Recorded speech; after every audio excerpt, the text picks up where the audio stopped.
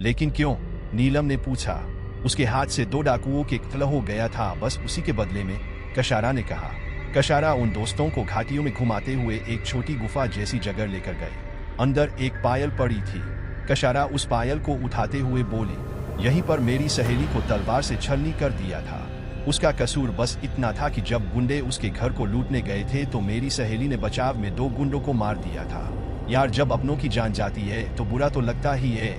वैसा ही इन डाकू गुंडों को लगा और उन्होंने बदले में तुम्हारी सहेली को भी मार दिया। रघु बोला, ऐसे तो हमें अब तक उन गुंडों की पूरी टोली को खत्म कर देना चाहिए, क्योंकि उन लोगों ने ना जाने कितनी औरतों को विधवा बनाया और ना जाने कितने बच्चों को अनाथ। कशारा गुस्से बोली, इतने खतरनाक थे क्या ये गुंडे? अमजद ने पूछा। आग भी है। ये सिर्फ पैसे सामान ही नहीं लूटते, ये किसी भी इंसान को अपने साथ ले जाते हैं जो अपने शरीर से हट्टा कट्टा और जवान होगा। उस आदमी या औरत को अपने साथ यहाँ इस बिहान में रख लेते हैं और अपनी फौज बढ़ाते हैं। धीरे धीरे इन डाकुओं की संख्या बढ़ती ही जा रही है।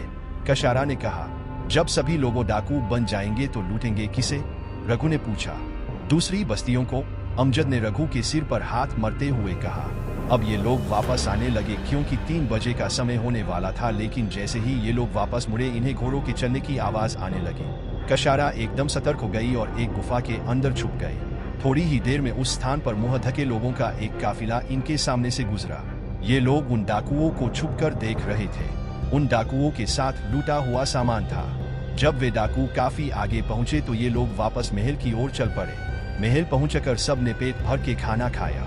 कशारा अपने पिता के साथ बैठे बातें कर रही थी, तभी वेदांश और उसके दोस्त कशारा के पास पहुंचे। आओ आओ बेटा, तुम्हें शहर की हालत देखी ना? ऐसी और भी बहुत सी जगह है, राजा एडोनिस बोले और सभी दोस्तों को बैठने के लिए कहा। हाँ, हमें भी ये सब देखकर बहुत दुख हुआ, अमजद बोला। कशारा, क्या तुम हमें उस जगह तक ले जा सकती हो जहाँ कैलिस्ता रहती है? वेदांश ने पूछा। अरे तुम पागल तो नहीं हो? कैलिस्ता अभी शायद जानती नहीं है कि तुम लोग यहाँ नए आए हो, और अगर मैं तुम्हें उसके पास ले गई तो वो तुम्हारा भी वही हाल करेगी जो इन सब का किया। फिर तुम अपने समय में कैसे जाओगे? कशारा ने घबराते हुए कहा। लेकिन हम उसका कब तक इंतजार करेंगे? कब तक हम यह राह देखेंगे कि वह हमारी तक आए और फिर हम कुछ करें? वेदांश ने कहा। राह का? वेदांश बिल्कुल ठीक कह रहा है। इससे पहले कि कैलिस्ता कुछ करे, हमें कुछ ना कुछ सोचना चाहिए और आगे बढ़ना चाहिए, क्योंकि हम भी अपने घर वापस जाना चाहते हैं। नीलम ने वेदांश का साथ देते हुए कहा। बेटा, वहां जाना खतरे से खाली नहीं है। अगर तुम्हें कुछ हो गया तो हम खुद को माफ नहीं कर पाएंगे। राजा एडोनिस बोले। आप डरिए मत, कुछ नहीं होगा, वेदांश ने कहा। ठीक है, आज रात में तुम्हें वहां लेकर चलती हूँ, कशारा ने कहा। सभी दोस्त रात होने का इंतजार करने लगे। उन लोगों के मन में उत्सुकता के साथ डर भी था कि आखिर कैलिस्ता कैसी होगी, क्या वह इन्हीं भी अपने वश में कर लेगी, और भी कई तरीके के सवाल सभी के मन में उठ रहे थे। अब इन्हें तभी शांति मिलती जब यह कैलिस्ता से मिलते हैं। और फिर रात आई। कशारा ने सभी को अपने साथ चलने के लिए कहा। रात का सन्नाटा इनकी डर को और अधिक बढ़ा रहा था। एक जगह इन्हें एक बस्ती देखी जहां से कुछ रोशनी आ रहे थे और ढोल नगारों की आवाजें भी आ रही थी। शायद वहां कोई आयोजन रहा होगा। कशारा उन लोगों को एक पहाड़ की ऊंचाई से तलहटी की ओर इशारा करके बताती है। वो जंगल देख रहे हो, उसी जंगल में है कैलिस्ता का घर। अंत में वे लोग उसी पहाड़ी की तलहटी में पहुंचे जहां कैलिस्ता रहती थी। जंगल और कैलिस्ता का महल दोनों भूतिया ही लग रहे थे। कैलिस्ता का जैसा व्यवहार था, उसने अपनी रहने की जगह भी उसी तरह बना रखी थी। यार, यह तो देखने में इतना डरावना है, अमजद बोला। तू देखने की बात कर रहा है? सोच, जब यह महल सिर्फ देखने में डरावना है तो इसके अंदर रहने वाली वो चुड़ैल कितनी ज्यादा डरावनी होगी। रघु ने कहा।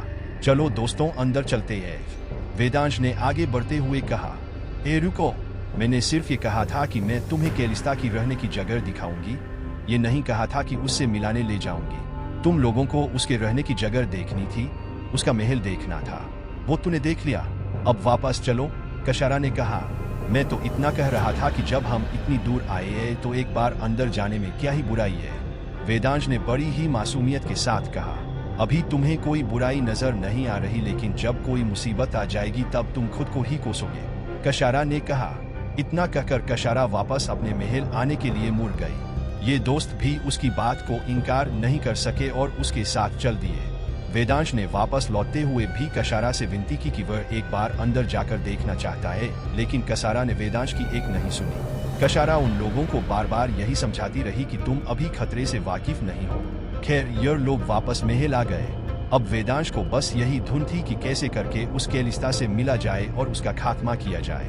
ये लोग सोच विचार कर ही रहे थे कि तभी रघु के दिमाग में एक विचार आया।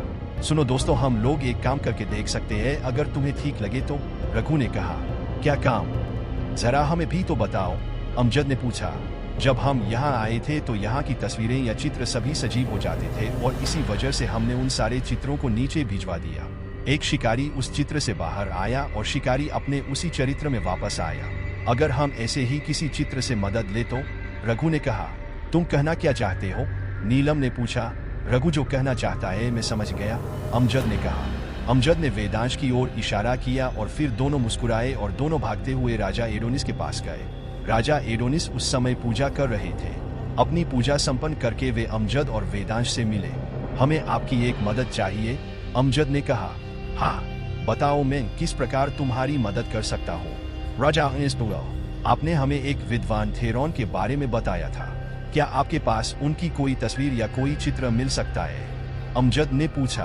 राजा एडोनिस सोचकर बोले, थेरॉन का चित्र तस्वीर? मुझे ऐसे तो याद नहीं है, लेकिन एक मिनट। राजा एडोनिस रुके और अपने कमरे की ओर जाने लगे। अमजद और वेदांश उनके पीछे पीछे आए। एडोनिस ने अपने कक्ष में बने एक छोटे से मंदिर से एक बक्सा निकाला। उस बक्से में एक चाबी थी। यह किस चीज की चाबी है? वेदांश ने पूछा। आओ मेरे साथ आओ, मैं बताता हूँ, राजा एडोनिस बोले। तब तक नीलम और रघु भी नीचे इन लोगों के पास आ चुके थे। राजा सभी को बेसमेंट में बने एक कमरे में ले गए। उन्होंने अपनी इसी चाबी से एक गुप्त दरवाजा खोला। उस कक्ष के अंदर काफी धूल मिट्टी भरी हुई थी और एक बड़ा संदूक था। संदूक के अंदर कुछ पुराने कपड़े और 2-4 बर्तन पड़े थे। यह सब क्या है और किसका है? अमजद ने पूछा।